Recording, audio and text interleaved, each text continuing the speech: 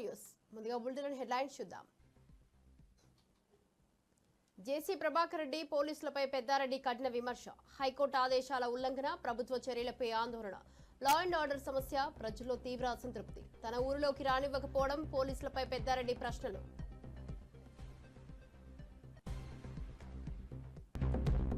రేవంత్ రెడ్డిపై కేటీఆర్ సంచలన వ్యాఖ్యలు. రేవంత్ రెడ్డి రోడ్డు మీద పిచ్చిగా చర్చనీయాంశం. కుటుంబానికి కేటీఆర్ విజ్ఞప్తి, ఆసుపత్రికి పంపాలా? పిచ్చి ఆసుపత్రికి రేవంత్, రాజకీయ దుమారం.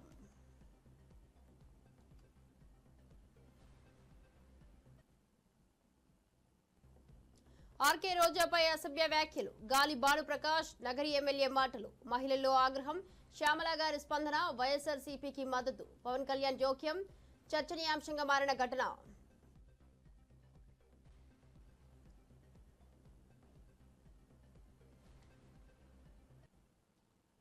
డీటెయిల్ చూస్తే హైకోర్టు ఆదేశాలు ఉన్నప్పటికీ ప్రభుత్వ చర్యలు ప్రజలలో ఆందోళనకు గురి చేస్తున్నాయి. 14 నెలలుగా లా అండ్ ఆర్డర్ సమస్యతో అనుమతులు నిరాకరించడం ప్రజలలో తీవ్ర అసంతృప్తిని కలిగిస్తోంది. ఈ పరిస్థితి ఒక వ్యక్తిని తన సొంత ఊరిలోకి రానివ్వకుండా అడ్డుకోవడం న్యాయమా అనే ప్రశ్నను తెరపైకి తెచ్చింది.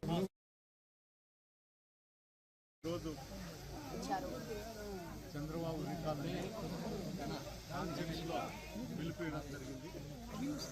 దానికి కానీ పోలీసు అధికారులు కూడా పర్మిషన్ ఇవ్వడం, జిల్లా అధ్యక్షుడైనటువంటి అనంత వెంకటరావు గారికి వాళ్ళు పర్మిషన్ ఇచ్చిన దాంట్లో మొత్తం జిల్లాలో ఉండేటువంటి కోఆర్డినేటర్లు అందరూ కూడా హాజరవుతారు అని చెప్పడం కూడా జరిగింది. అదేవిధంగానే పోలీసు అధికారులు కూడా మాకు ఇవ్వడం కూడా జరిగింది. తీరా ఈరోజు నేను తాడిపోవాలని ప్రయత్నించినప్పుడు వాళ్ళు అడ్డుకుంటారు. ఎందుకు అడ్డుకుంటారు అని అడిగితే లాండ్ ఆర్డర్ ప్రాబ్లం అని చెప్తాను. 14 నెలలు అయితే అంటే పోలీసు అధికారులు ఉండేది లాండ్ ఆర్డర్ ప్రాబ్లం కాపాడేకే కాదా అని నాకు. రెండోది, ఎప్పుడు జేసీ ప్రభాకర్ రెడ్డి నేను అడ్డుకుంటా అని చెప్పినప్పుడల్లా పోలీసులు అడ్డుకుంటారు తప్ప జేసీ అనుచరులు కానీ జేసీ కానీ ఎవరు కూడా ఒక్క రోజు కూడా అడ్డుకునే ప్రయత్నం కూడా చేయడం లేదు. అతను ఏం చెప్తాడంటే పొద్దున్నే మెసేజ్ పెడతారు, కార్యకర్తలు అందరూ ఇంటికాడికి రావాలా, బ్రేక్ఫాస్ట్ పెడతాండాము అని. అది పెడతానే మన వాళ్ళంతా అలర్ట్ అవుతారు పోలీస్ అధికారులంతా, మీరు రాకూడదు. ఈ లాండ్ ఆర్డర్ ప్రాబ్లము ఇద్దరు ఉంటే వస్తుంది అని చెప్తాను. నేను బయట ఉన్నా ఆడ వస్తుంది. ఇప్పుడు 14 నెలలు నేను బయట ఉన్నా, ప్రభాకర్ని 14 నెలలు 12 నెలలు పంపిండి బయటికి, ఏముండదు కదా, పంచండి సరే 6 నెలలు ఉండేటట్టుగా. మీరే కదా అధికారులు, మీరే కదా చేస్తాండేది. అది మంచి చేస్తారు చెడు చేస్తారు. మీరు కనీసం పండుకునేప్పుడు 1-2 నిమిషాలు ఆలోచన చేయండి. ఓ వ్యక్తికి మేము న్యాయం చేస్తున్నామో అన్యాయం చేస్తున్నాము, కనీసం మనసాక్షి అనేది ఉండాలి ఎవరికైనా కానీ. ఇదన్నీ చూస్తా అంటే ఇప్పుడు ఉండేటువంటి యువకులు సివిల్స్ రాసేదానికి కూడా ఇష్టపడడం లేదు. అనంతపురం జిల్లాలో ఇంత దారుణంగా తయారైంది. ఈ పరిస్థితుల్లో రేపు పొద్దున మేము ఇంకా సివిల్స్ రాసి ఐపీఎస్లు అయితే ఇంకా ఎంత దారుణంగా పరిస్థితులకు ఉండాల్సి వచ్చిందో అనే ఉద్దేశంతో సివిల్స్ రాయాలన్నా కూడా యువకులు ముందుకు రావడం లేదు. ఒకసారి ఆలోచన చేయండి అధికారులందరూ కూడా. మనం యువతకు కానీ పొలిటికల్గా కానీ అందరికి కానీ మనం ప్రజలకు ఏం మెసేజ్ ఇస్తున్నాం అనేది ఒక్కసారి ఆలోచన చేసి మీరు నిర్ణయాలు తీసుకుంటారు. ఎవడో మున్సిపల్ చైర్మన్ చెప్తే మీరు పాటించుతుంటే ఇది చాలా దారుణమైన పరిస్థితి. ఎప్పుడైనా కానీ తిరుగుబాటు అనేది ఈ విధంగానే వస్తుంది. అది పోలీస్ అధికారుల మీద కావచ్చు, రాజకీయాల గుండా కావచ్చు, తిరుగుబాటు అనేది వచ్చేది అనేది ఎట్లా వస్తుందంటే అంచివేయడం వల్లే వస్తుంది. ఆ తిరుగుబాటు వచ్చినప్పుడు ఎవరు ఏం చేయలేదు. మీరు పెడితే 4 కేసులు పెడతారు, 4 గేట్లు కొడతారు. బాపట్ల జిల్లా చుండూరు మండలం వేటపాలెంలో హోంమంత్రి అనిత సుపరిపాలనలో తొలి అడుగు కార్యక్రమంలో పాల్గొన్నారు. రాష్ట్ర అభివృద్ధి, ప్రజల సంక్షేమం కోసమే కూటమి ప్రభుత్వం పరిపాలన సాగిస్తోందని వ్యాఖ్యానించారు. జగన్ ఎంత రెచ్చగొట్టినా పట్టించుకోకుండా పాలన చేస్తామని చెప్పారు. ఎమ్మెల్యే నక్క ఆనంద్, ఎమ్మెల్సీ ఆలపాటి రాజాతో కలిసి ఎన్టీఆర్ విగ్రహాన్ని ఆవిష్కరించారు. వైసీపీ హయాంలో ప్రజలకు కనీసం మాట్లాడే స్వేచ్ఛ లేదని, చంద్రబాబు, లోకేష్ ను బయటకు రాకుండా అడ్డుకున్నారని అనిత గుర్తు చేశారు.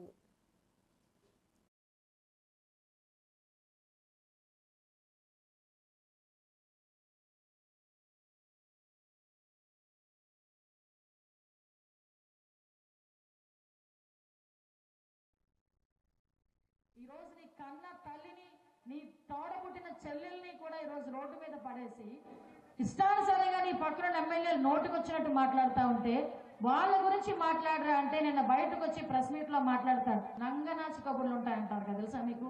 మా ఉత్తరాంధ్రలో అంటారు నంగనాచు కబుర్లు అంటే చేసినవన్నీ చేసేసి బయటకు వచ్చి నవ్వుతూ అమాయకంగా మాట్లాడే వాళ్ళు నంగనాచాలు ఉంటారు అనమాట.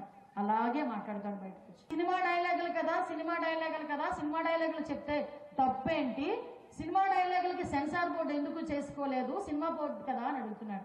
ఆ రోజు పట్టాభి గారిని అరెస్ట్ చేశారు, మన పార్టీ మీద, పార్టీ ఆఫీస్ మీద విధ్వంసం సృష్టించారు. మరి ఆ రోజు అదే సినిమాలోంచి వచ్చిన పదవి ఒక మాట మాట్లాడితే నీ కార్యకర్తలకి బీపీలు వచ్చి డైరెక్ట్ గా వెళ్ళి మా పార్టీ ఆఫీసుల మీద దాడి చేశారు. ఈ రోజు నువ్వు పబ్లిక్ లో నీ ఫోటో పెట్టి రపారపా నరుగుతారంటే పోలీసులు కేసులు పెట్టకుండా ఊరుకుంటారా? ఈ గవర్నమెంట్ కాదు కదా ఇది. నేను ఒకటే చెప్తున్నా, ఈరోజు రెచ్చగొట్టే ధోరణిలో వాళ్ళు ఉన్నారు, కానీ ఈరోజు మనం సంయమనం పాటించాల్సిన అవసరం ఉంది. స్విమ్స్ అభివృద్ధికి దాతలు ముందుకొస్తున్నారని టీటీడీ చైర్మన్ బిఆర్ నాయుడు ప్రకటించారు. భారత ప్రభుత్వ సంస్థ ఇండియన్ ఆయిల్ కార్పొరేషన్ లిమిటెడ్ 22 కోట్ల రూపాయల విలువైన విద్యా యంత్ర పరికరాలను విరాళంగా అందజేసింది. బిఆర్ నాయుడు ఈ పరికరాలను ప్రారంభించారు. 14 కోట్ల విలువైన టెస్లా ఎంఆర్ఐ స్కాన్, 8 కోట్ల విలువైన 4D city simulator system radio therapy యంత్రాలను ఐఓసీఎల్ ప్రతినిధులు స్విమ్స్ కు అందించారు. ఇక ఈ అత్యాధునిక పరికరాలతో పేదలకు తక్కువ ఖర్చుతోనే మెరుగైన వైద్య పరీక్షలు అందుబాటులోకి వస్తాయని బిఆర్ నాయుడు తెలిపారు.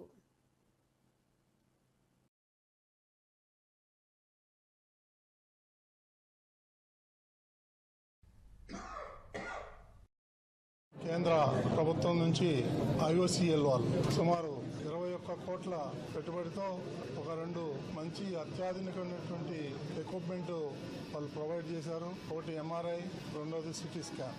లేటెస్ట్ టెక్నాలజీతో ఇది వాళ్ళు మనకి ప్రొవైడ్ చేయడం జరిగింది. దీనివల్ల సంవత్సరానికి 2.5 లక్షల మందికి అత్యంత తక్కువ కాస్ట్తోని ఈ టెస్టులన్నీ కూడా పేదవాళ్ళకి చేయటం జరుగుతుంది. ముఖ్యమంత్రి శ్రీ నారా చంద్రబాబు నాయుడు గారి ఆదేశంతో సంవత్సరానికి సుమారు 140 కోట్లు వెచ్చించి టీటీడీ నిధుల నుంచి ఈ సిమ్స్ హాస్పిటల్కి ఇవ్వడం జరుగుతూ ఉంది.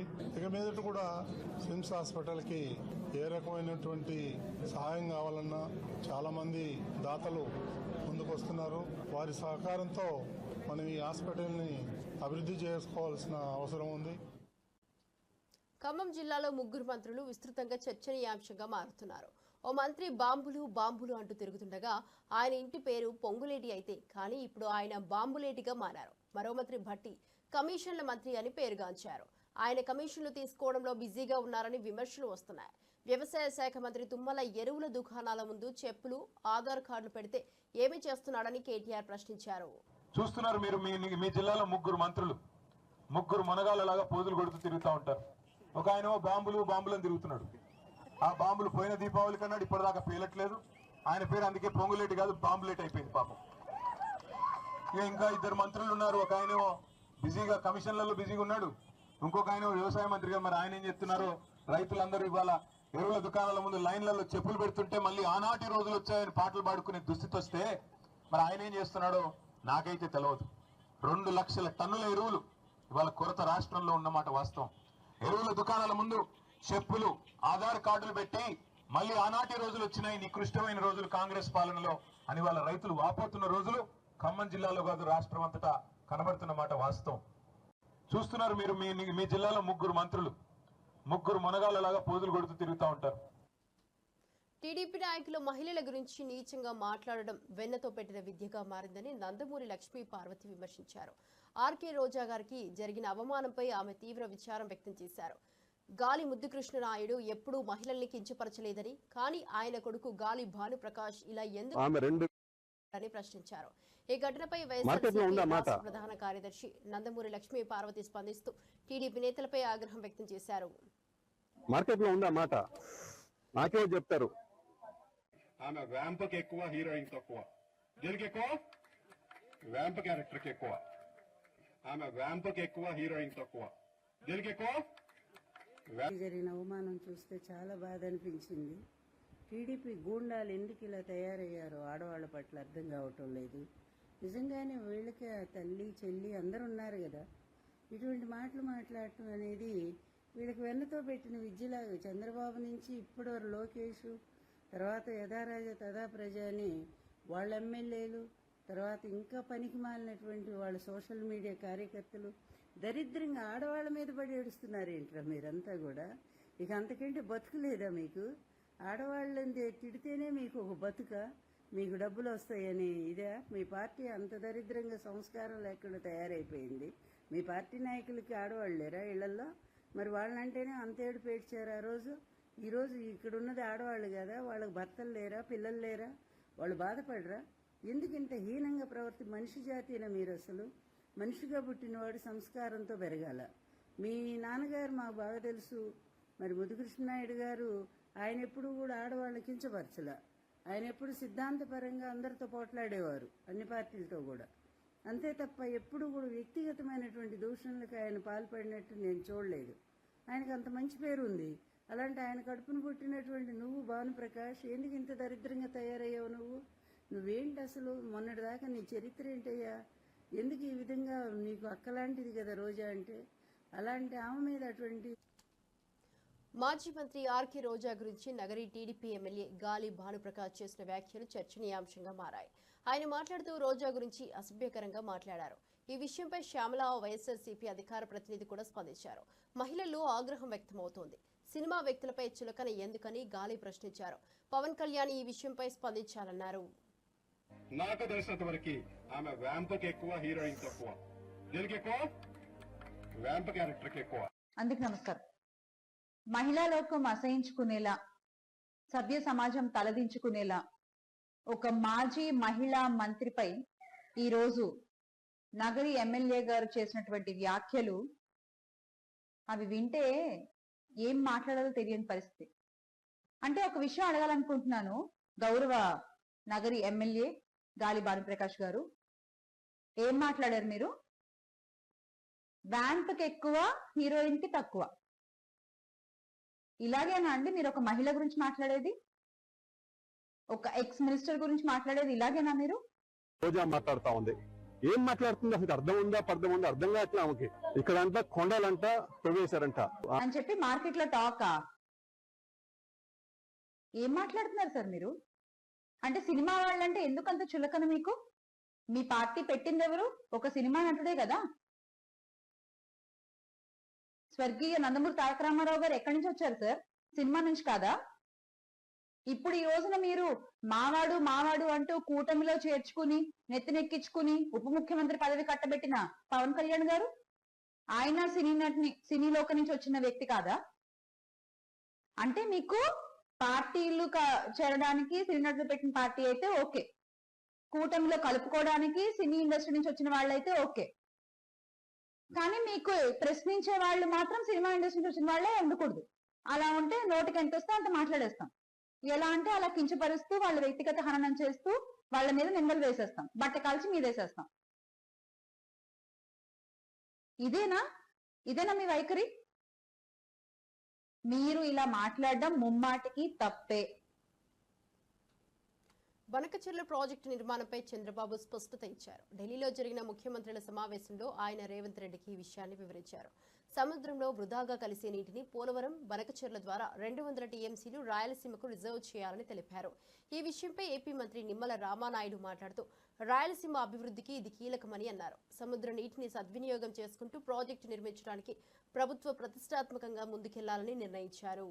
పోలవరం, బనకచెర్ల ప్రాజెక్టు అంశం మీద ఏదైతే ఆంధ్రప్రదేశ్ ఇచ్చినటువంటి అంశం మీద, అదేవిధంగా తెలంగాణ రాష్ట్రం కృష్ణా గోదావరికి సంబంధించినటువంటి ఏవైతే రేజ్ చేసిన ఇష్యూస్ ఏవైతే ఉన్నాయో ఇవి రెండు కూడా టెక్నికల్ ఇష్యూస్ అన్నీ కూడా ఇన్వాల్వ్ అయి ఉన్నాయి. కాబట్టి ఈ టెక్నికల్ ఇష్యూస్ని ముందుగా ఒక పరిష్కారం చూపేటటువంటి విధంగా ఒక కమిటీని నిర్ణయం తీసుకోవాలని, ఏదైతే ఈ యొక్క కృష్ణా గోదావరి ఇష్యూస్, అదేవిధంగా పోలవరం బనకచెర్లకు సంబంధించినటువంటి ఈ యొక్క రెండు సబ్జెక్టుల మీద కూడా మరి ఇటు టెక్నికల్ అదేవిధంగా అడ్మినిస్ట్రేటివ్ ఆఫీసర్స్తో కలిపి, ఎందుకంటే ఈ కమిటీ ద్వారా ఒక బేసిక్ మెకానిజం ఏదైతే బిల్డప్ చేసుకుని ఒక రోడ్ మ్యాప్ని ముందుకు తీసుకెళ్లేటువంటి విధంగా ఈ యొక్క టెక్నికల్ అదేవిధంగా అడ్మినిస్ట్రేషన్ ఆఫీసర్స్తో కలిపేసేటువంటి కమిటీ కూడా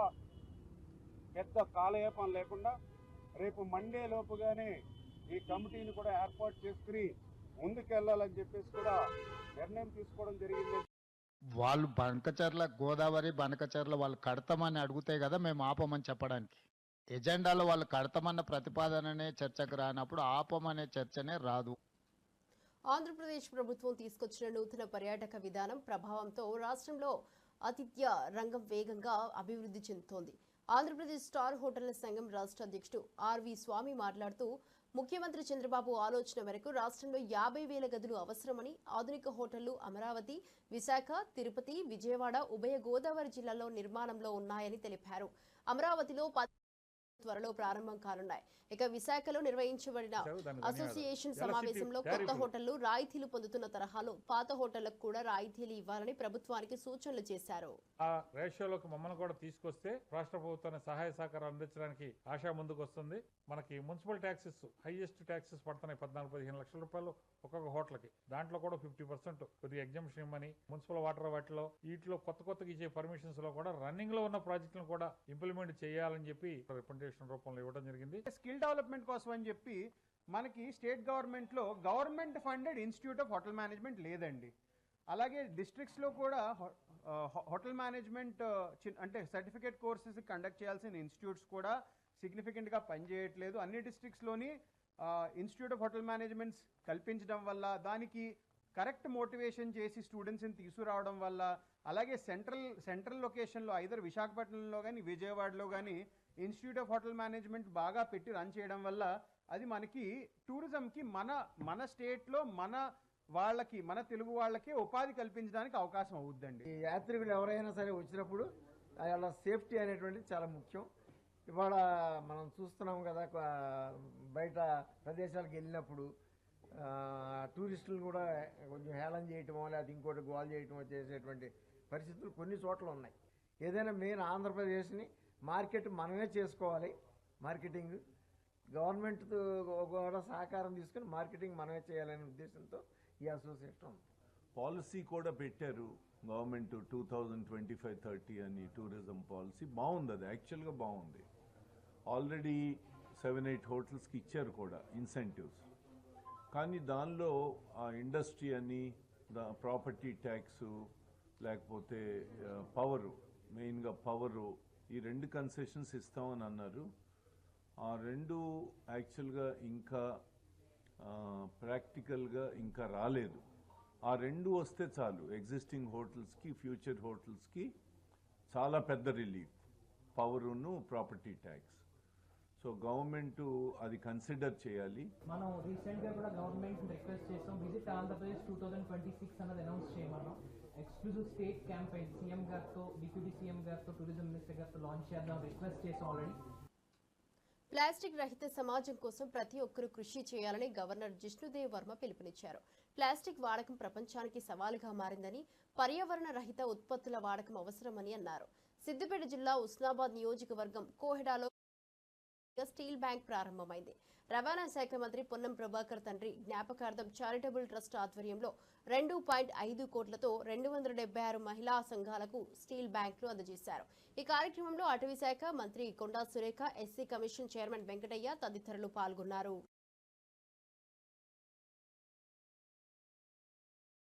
With 55% of Siddipet's dry waste comprising plastic and 60% of that being single use, this initiative offers a timely and practical eco-solution.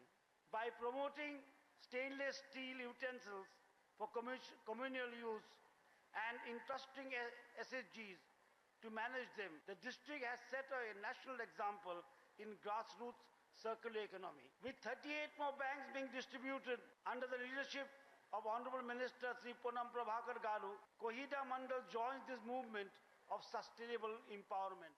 Plastic రహితంగా గ్రామీణ ప్రాంతాల్లో తయారయ్యేటువంటి మోతుగా కిస్తాగర్లు కావచ్చు, కానీ నా నియోజకవర్గంలో ఒక్కరు కూడా అనారోగ్యానికి కారణమైన ప్లాస్టిక్ నిషేధం జరగాలనే ఆలోచనతోటి హుస్నాబాద్ నియోజకవర్గంలో ఉన్నటువంటి 340 హోటళ్లలో హోటల్కు 100 గ్లాసుల చొప్పున 34,000 గ్లాసులు ఇచ్చిన.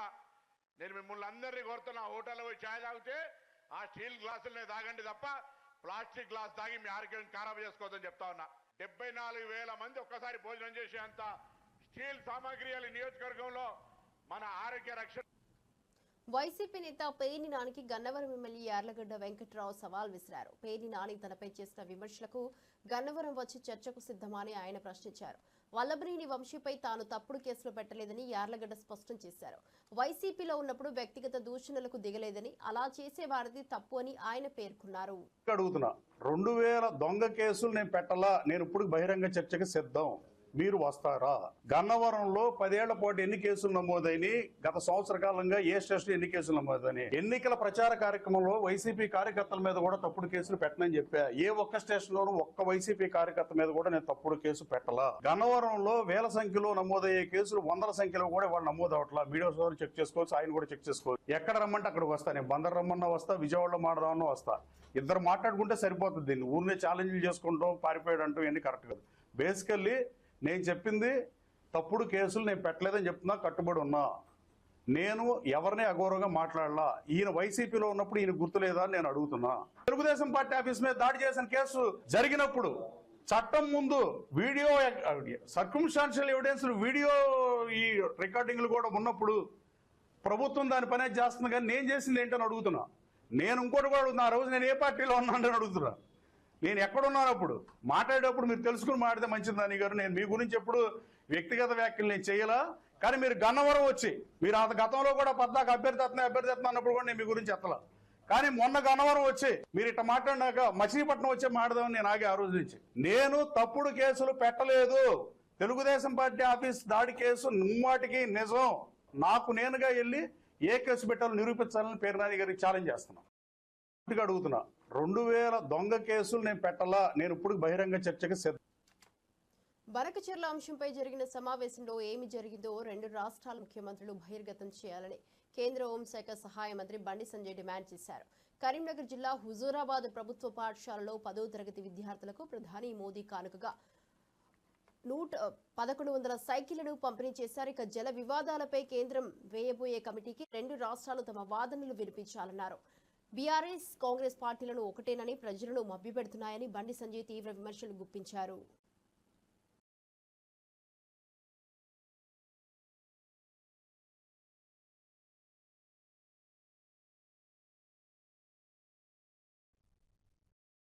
జల వివాదాలను పరిష్కరించాలని చెప్పి ఏ కేంద్ర ప్రభుత్వం, గతంలో ఏ ప్రభుత్వం కూడా ఇంత సాహసంగా ముందుకు రాలేదు. బనకచెర్ల విషయంలో వాస్తవం ఏదో తెలిసినప్పుడు కూడా బయటకు వచ్చే ప్రయత్నం. ఎందుకంటే ఈ 2 పార్టీలు ఒకటే, బీఆర్ఎస్ కాంగ్రెస్. ఇప్పుడు లోపల ఏం జరిగిందో రాష్ట్ర ముఖ్యమంత్రి స్పష్టం చేయాల్సిన బాధ్యత వారిది ఉంది. అయితే ఈ రాష్ట్ర ముఖ్యమంత్రి అని చెప్పాలి, లేకుంటే ఆ రాష్ట్ర ముఖ్యమంత్రి అని చెప్పాలి. కేంద్ర ప్రభుత్వం నిన్న ప్రకటన విడుదల చేసింది. కనీసం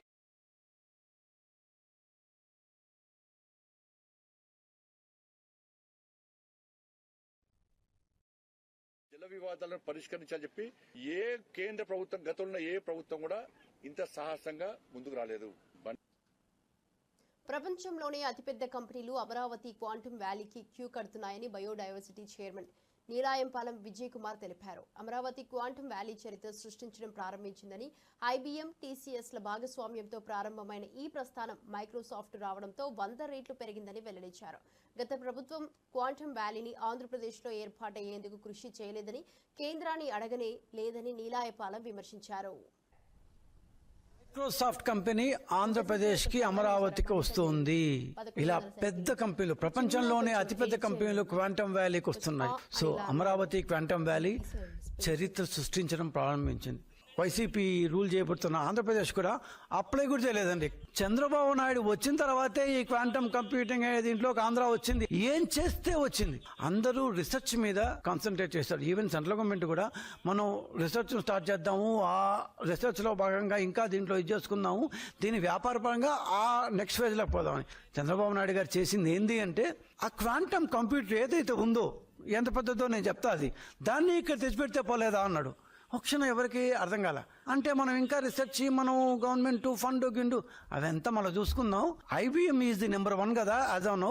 ఆ నెంబర్ 1 కంపెనీని అమరావతిలో ఎందుకు పెట్టకూడదు, దానికి ఒక భారతదేశ టెక్నాలజీ భాగస్వామిని మనం అడుగుతాము అన్నారు. Tata institute of fundamental research వాళ్ళతో మాట్లాడి, టాటా చైర్మన్ చంద్రశేఖర్ గారితో మాట్లాడి, TCSని ఒప్పించి, అటుపక్క IBMని ఒప్పించి, వాళ్ళిద్దరి మధ్య ఒక పార్ట్నర్షిప్ కుదిర్చి, మేము మీకు అండగా ఉంటాం, మీకు ఏం కావాలన్నా ఇస్తాం, మీకు కావాల్సిన ల్యాండ్, ఈ బిల్డింగ్ అన్నీ మేము ఏర్పాటు చేస్తాం, అమరావతిలో పెట్టండి అంటే మన విజన్ వాళ్ళకి నచ్చి, ఓకే ఫస్ట్ క్వాంటమ్ కంప్యూటింగ్ సెంటర్ని AQV అమరావతి క్వాంటమ్ వ్యాలీ, ఈ పదం ఇంకొక 20, 30, 40 సంవత్సరాల పాటు మారుమోగుతుంటుంది.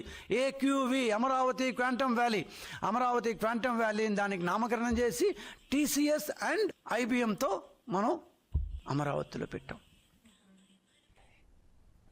మైక్రోసాఫ్ట్ కంపెనీ ఆంధ్రప్రదేశ్కి అమరావతికి వస్తుంది. ఇలా పెద్ద కంపెనీలు, ప్రపంచంలోనే అతిపెద్ద కంపెనీలు క్వాంటమ్ వ్యాలీకి వస్తున్నాయి. సో అమరావతి క్వాంటమ్ వ్యాలీ చరిత్ర సృష్టించడం ప్రారంభించింది. వైసీపీ రూల్ చేయబడుతున్న ఆంధ్రప్రదేశ్ కూడా అప్లై కూడా చేయలేదండి. చంద్రబాబు నాయుడు వచ్చిన తర్వాతే. బులెటిన్ ముగించే ముందు మరోసారి హెడ్లైన్స్ చూద్దాం.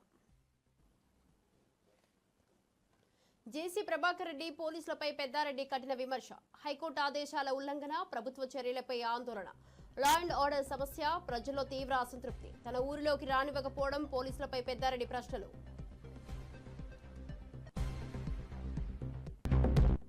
రేవంత్ రెడ్డిపై కేటీఆర్ సంచలన వ్యాఖ్యలు. రేవంత్ రెడ్డి రోడ్డు మీద పిచ్చిగా చర్చనీయాంశం. కుటుంబానికి కేటీఆర్ విజ్ఞప్తి. ఆసుపత్రికి పంపాలా?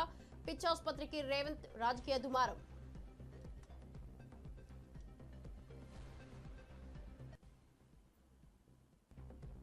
ఆర్కే రోజాపై అసభ్య వ్యాఖ్యలు. గాలి బాడు ప్రకాష్ నగరి ఎమ్మెల్యే మాటలు. మహిళల్లో ఆగ్రహం. శ్యామల స్పందన. వైఎస్ఆర్సీపీకి మద్దతు. పవన్ కళ్యాణ్ జోక్యం. చర్చనీయాంశంగా మారిన ఘటన.